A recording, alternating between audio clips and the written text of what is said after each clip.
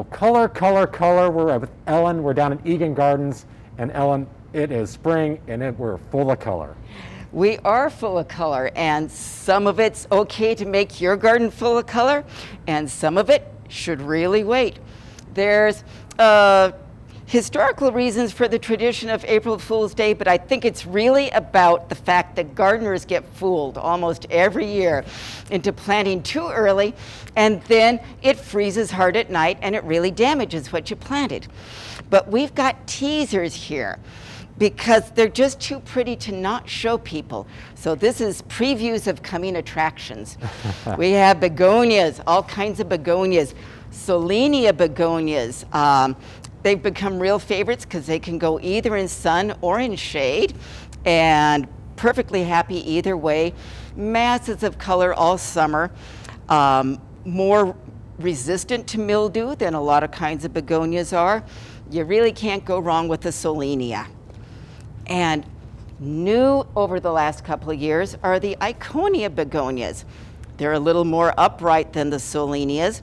They also seem to be quite tolerant of a wide range of conditions, and they've got a huge range of color. So we really like the Iconias. Now for the full shade, we've got Rex begonias. A lot of people think of these as being just a house plant, kind of like a grandma plant, but they're just gorgeous outside in full shade all summer long. I have one that's about 5 years old and is a monster. Just keep it in a pot by itself, keep it watered and happy in the shade, and it's a huge planter just all on its own. They come in all different colors. These are Terra Nova varieties that are really cool. They're the Nautilus ones with the curly leaves, and the T-Rexes that'll get really big. So, not all of the annuals that you see out we need to be too worried about. There are definitely some that can go outside, right? Yes, like our classic Martha Washingtons. If you've been to Garden Palooza, you've seen our Marthas there, and they're still here even if there isn't a Garden Palooza. You can come on down to Egan Gardens to get them. In fact, you should do that pretty soon because they're selling out fast. Marthas are very cold tolerant and can go outside now. And then, aside from the annuals, you also have some really great perennials. So I think let's head outside and we'll take a look at some of these great perennials that we can put in the ground now. Okay. So Ellen, not only do you have all the amazing annuals, but you have this great selection of perennials that can go outside right now, right? Yes, we do. A lot of perennials aren't in bloom yet, but the ones that are beautiful. This is one of my favorites since I have a very shady yard. This is a blue heron Corydalis. And I'm going to drop the mask, is so fragrant that you'll want to have it right near a door so you can smell it whenever you go by.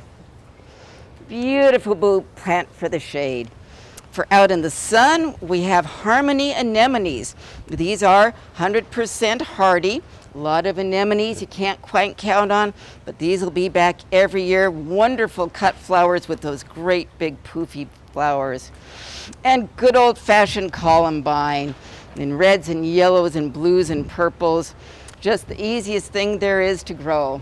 Right, so, for so much inspiration for our yard, for being on our containers or out, there's so much more we can do, to get that color in our yard right now. So, for a great selection of annuals and perennials and all things blooming and lots of inspiration, make sure you come down to Egan Gardens, come see Ellen and her staff, and come get inspired for spring. So Ellen, thank you so much. Thank you.